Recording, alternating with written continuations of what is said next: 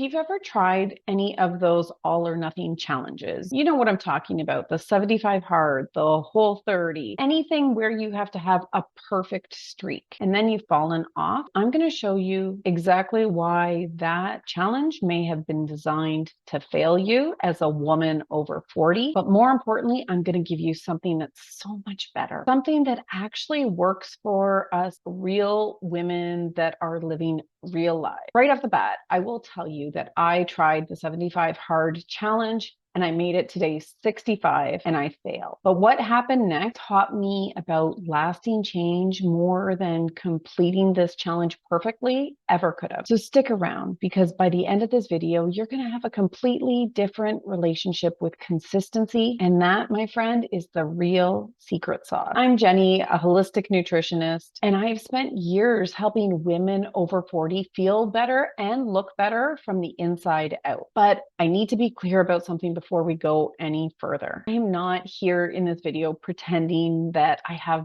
things all perfectly figured out. I tried this challenge and I struggled and I crashed really hard. And I'm going to tell you about all of it, the good, the bad, the ugly, the in between, because the last thing that I want for you is for you to feel that gap between where you are now and where you think that you should be. I hate that gap and I refuse to be part of this system that feeds into it. So in this video, I'm going to break down 3 things for you. First, I'm going to explain why this all or nothing mentality is toxic for us women in midlife, and it's not what you think. I'm going to show you my solution to this. It's something I call the consistency code, and it's all about what you do most of the time, how that actually can shape your outcome in a much healthier and sustainable way. It's not about having a perfect streak. And third, I'm going to show you a simple real life tracking system that I use now that works so much better for me than any of these all or nothing challenges. And I'm going to teach you how to easily do it for yourself without having to overhaul your entire life or try to be something that you're not. And once you understand this approach, you're going to look at self-improvement through an entirely different lens. And I'm willing to bet you're going to feel so much more capable of doing new things in a way that sets you up for actual success. So here's exactly what happened to me. I started the 75 hard with the absolute best intentions. I had seen the YouTube videos about it. I had heard about all of the amazing accomplishments and triumphs and complete transformations that other people had accomplished doing this challenge. So for those of you that aren't familiar with it, the 75 hard is what's referred to as a mental toughness challenge. It's not supposed to be some weight loss transformation, but a lot of people use it as that. But what you have to do is you have to complete a set of very specific tasks each and every day for 75 days. It consists of doing 2 workouts a day. Both of them have to be at least 45 minutes in length. At least one of these workouts has to be outdoors. You need to drink a gallon of water. That's about 4 liters of water every single day. You need to take a selfie, a progress photo every single day. You need to pick a specific diet and follow it 100% of the time for the 75 days.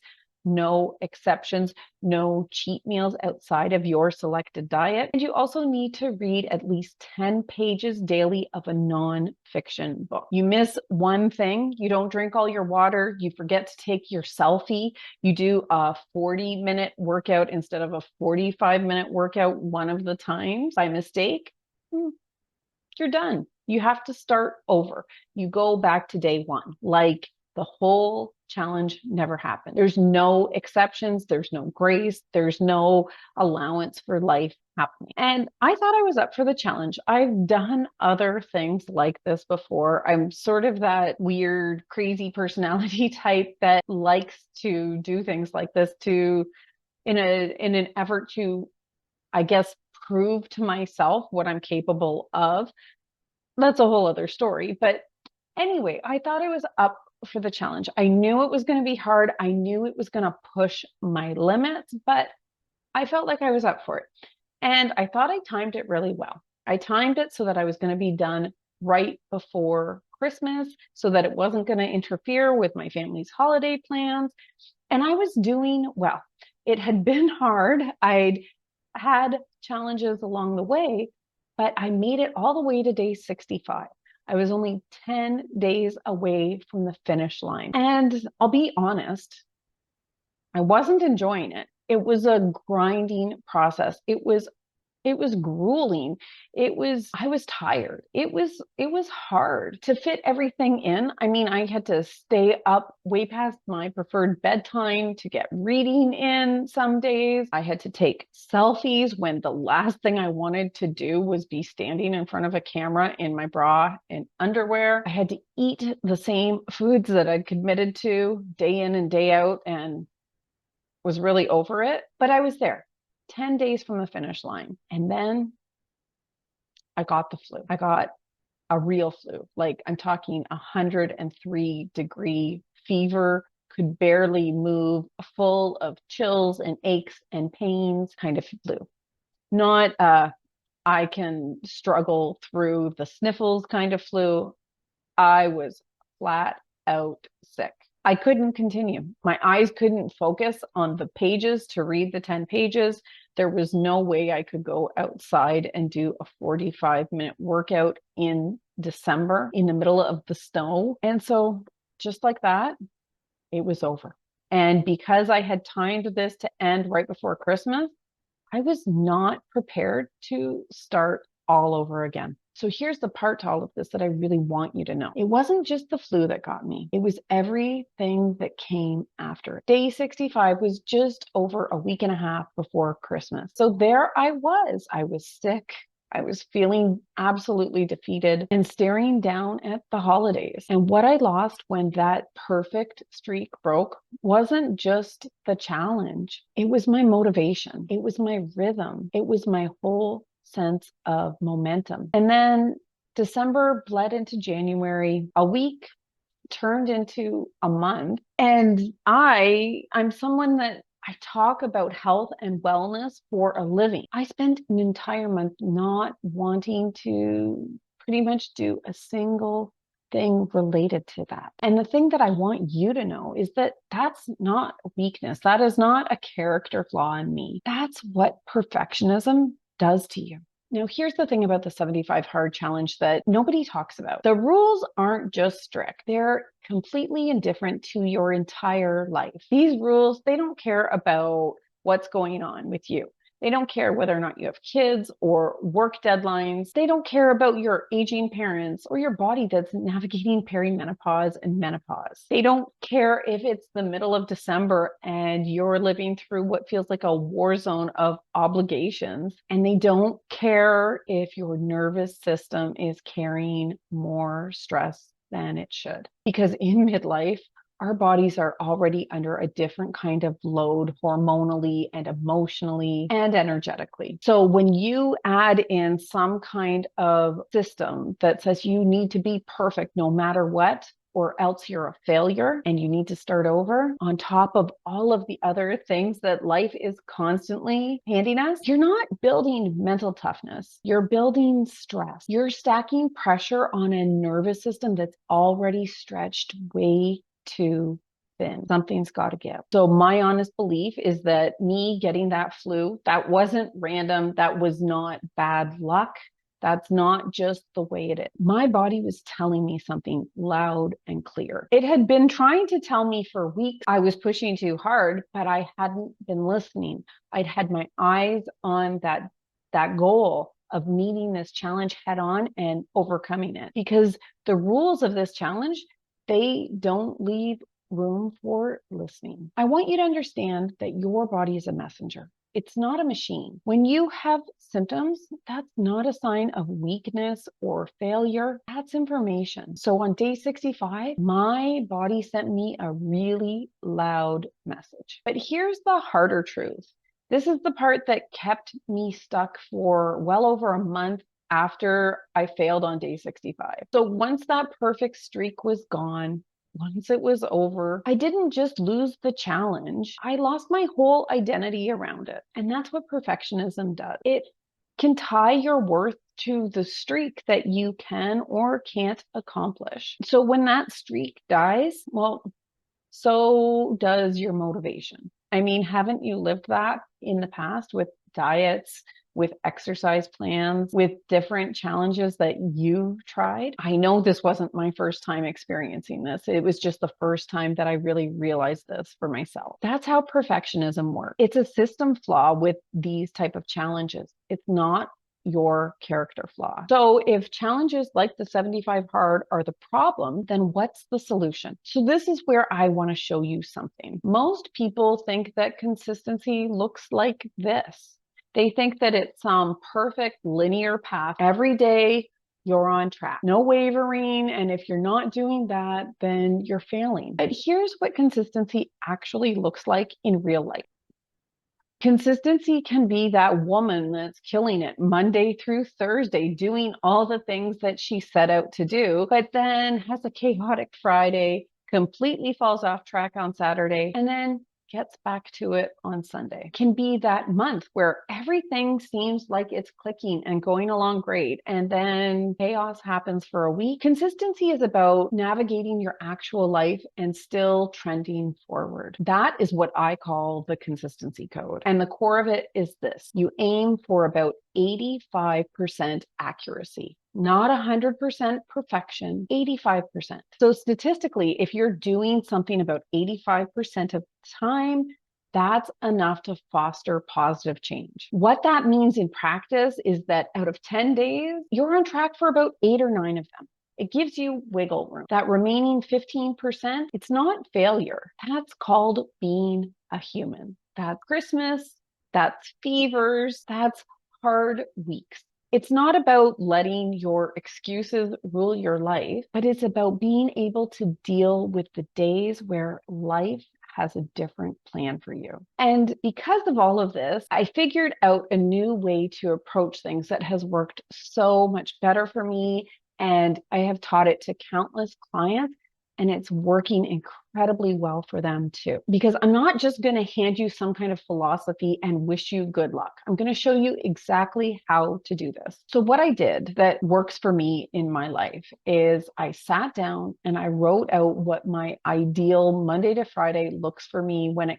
comes to my self-care. This is all the things that ideally I want to be doing to take good care of myself and improve myself on top of all of the other things that I'm already managing, like work and family and my home and all of the other things. So this is not some fantasy version. This is my real life ideal version for me, where I am right now. This is something that fits in my real life with my actual responsibilities. But then what I've done is I started tracking it. So for me, I track it in an app called HabitNow. Now, I have no affiliation with the company, but it's a great app. And every single day, I simply check off what I did. It's simple, it's straightforward. And I run this in 12-week batches. At the end of 12 weeks, I can look back and I can see exactly how consistent I actually was. And there's something really special to 12 weeks. There's a great book about it called The 12-Week